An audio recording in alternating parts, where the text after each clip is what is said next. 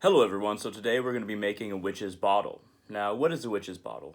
A witch's bottle, as I understand it, as I'm going to make it, is a talisman of protection and also strength. Something that provides you with extra protection and something that provides you with kind of a boost of your internal strength, your natural internal strength, magical power, if you will. So what I have here is some quartz. I had a full quartz crystal that I smashed up and made pretty fine in order to pour into this bottle. I have 13 nails. They're going to go into the bottle as well. And then I have Himalayan pink salt here. Now I'm going to use this mortar and pestle to grind up some Himalayan pink salt at the beginning of this video so we can get a blessing from the salt itself, because Himalayan pink salt is very purifying. It's absolutely great to use for circles of protection, casting circles, and what have you. So I pour some of it into my mortar and pestle, and then I just ground it up. Doesn't take a whole lot of time. Just kind of got to get it real fine.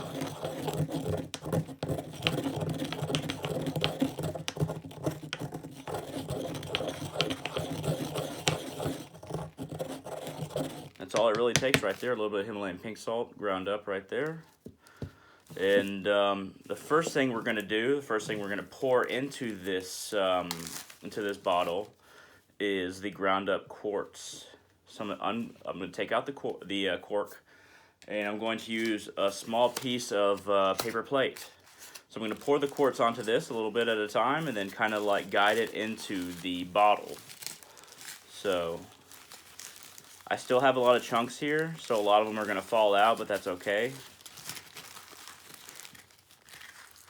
A lot of them are just too big to go into the bottle, but most of them should.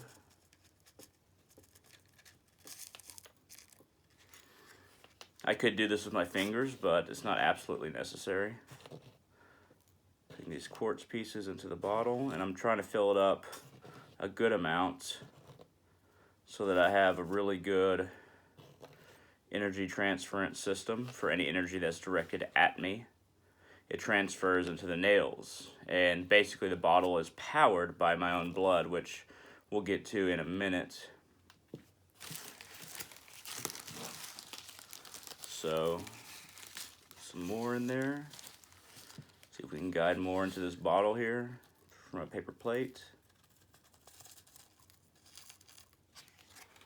I actually had a dream about making a bottle just like this as a protective talisman, and I decided that it was actually a really good idea. And it's always good to follow the urges of your subconscious. When you have a dream about something that protects you, you might want to look into it further and not just brush it off to the side, because a lot of our dreams have very much to do with, random things that happen during the day, random occurrences. But some of our dreams are very much our subconscious trying to tell us something as far as our situation, whether it be spiritual, societal, whether it be our relationships. So it's always good to have a dream journal, for instance, so that you don't forget to see certain trends that might be happening in your life that you might not know consciously, but your subconscious definitely knows. Okay, we'll just add a little bit more quartz crystal into this bottle. See if I can get some finely ground quartz crystal.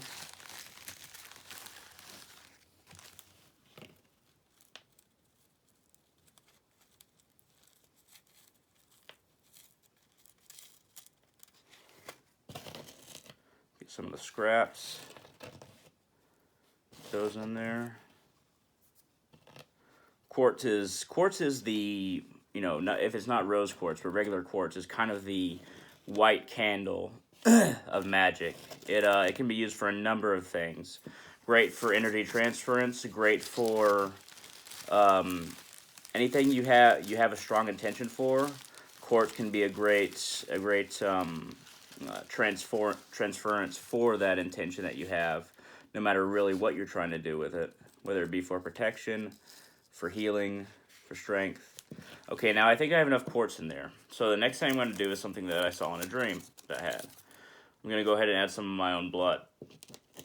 So what we're going to do is, once again, this is a religious, spiritual act. This is not something that is done willy-nilly or just for the sake of self-harm or something. This is something that's very much a religious act.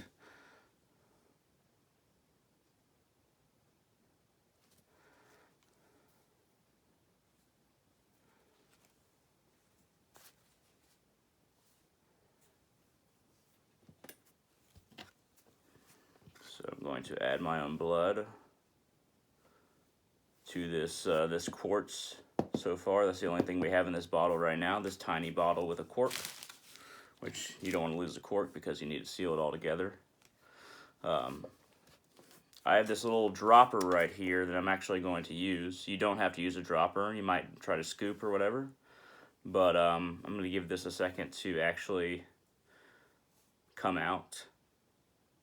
No matter what kind of talisman you're making, always make sure that you have every ingredient and every intention involved before you commit to making it, because you want to make sure that everything pieces together, you know exactly what you're doing and why you're doing it. So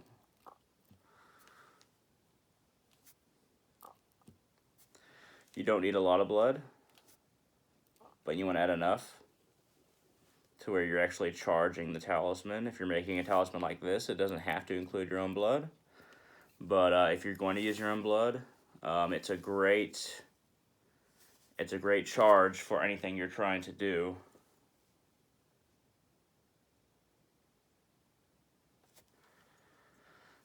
Because our sacred elixir is basically what what moves our magical power around our body. It's something that is very specific to us. It transfers energy just the same as you could say a battery. It charges our chakras. It transfers energy from one chakra to another. It allows us to have a sort of homeostasis that is honestly not just connected to our biology, but our astral self, because the energy transfer is that much connected to the blood. And our blood has a lot of iron in it, which makes it great for conducting things just naturally. And if you know anything about iron in regards to magical work, then you'll know that it conducts energy in the same way magically, not just electricity.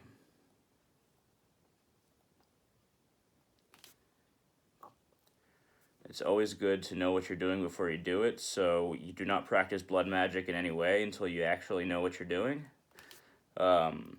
Make sure to always be safe, to sanitize, and I can't encourage you to use these rituals for yourself, these religious/spiritual rituals that I use, but if you're going to do it safely.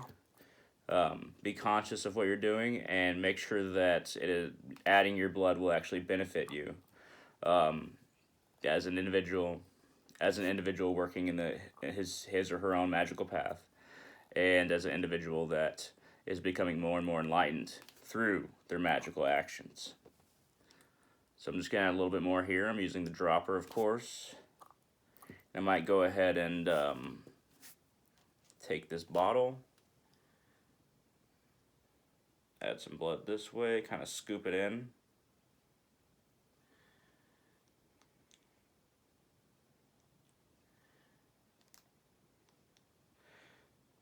And talismans can take a lot of different forms. Talismans that a lot of people use that are very effective are ones that deal with nature. Ones that have nothing to do with your blood, that have nothing to do with anything you produce yourself, but the combination of herbs, the combination of sticks, the combination of even feathers, and maybe some dead insects. I'll go into another video where I talk about the different natural combinations that can help you make a talisman that is very much connected to Gaia, the earth itself. and actually either give you farsight, give you strength, give you protection, or give you a connection to that which is passed on, because the earth itself is always fed by that which is passed on. So it's very much still a part of the earth, everything that has died.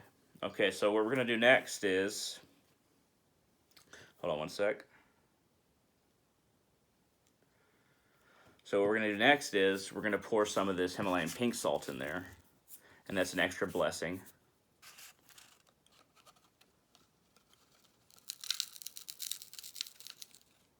Purification Blessing, that's kind of what Himalayan pink salt is.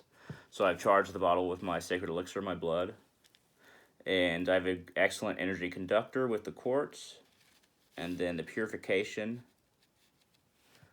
that Himalayan pink salt provides and protection adds to this witch's bottle, if you will.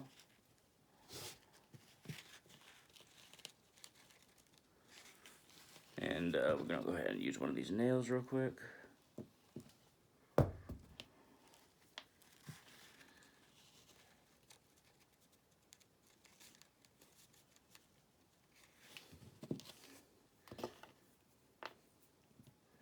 Poke that stuff in because it's kind of sticky for obvious reasons. Okay, we're almost done filling it. Okay, that's all the Himalayan pink salt we need. It's mostly filled with quartz and Himalayan pink salt. So that is where we're at. Put this off to the side. Kind of scoop everything in a little bit. Okay, now what we're going to do, we're actually going to add the nails. So I will basically say a brief chant. All those who seek to harm me, may they be pierced. All those who seek to defile my space, may they be pierced. All those who seek to take advantage of myself and my power, may they be pierced. All those who think they understand and thus look down upon me, may they be pierced. May anyone who has ill will towards me or my kin be pierced. May this bottle protect me for as long as I hold it on my body.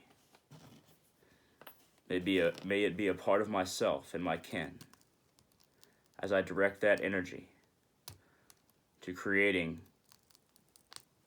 a talisman to protect me and my kin. Shove as many nails in there as possible. Then we're going to go ahead and close the cork. And thus, me and my kin are protected and secure. Now it's time to actually burn a little bit of candle wax. Use this piece of plate that we had to kind of be able to seal this bottle.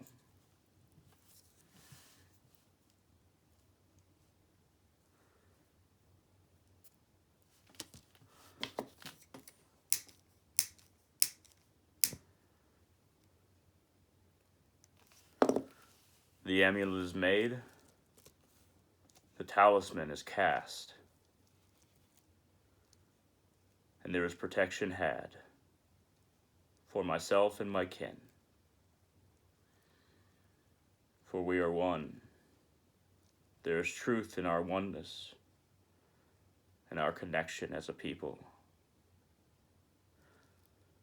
May all negative forces find harm when they encounter me and my kin. May all negative forces seek to flee when they encounter me and my kin. May all ill intentions be torn asunder when they encounter me and my kin. May no evil eye or evil word harm me or my kin. May an army of angels and demons flee or protect me and my kin. Those who protect, they are near.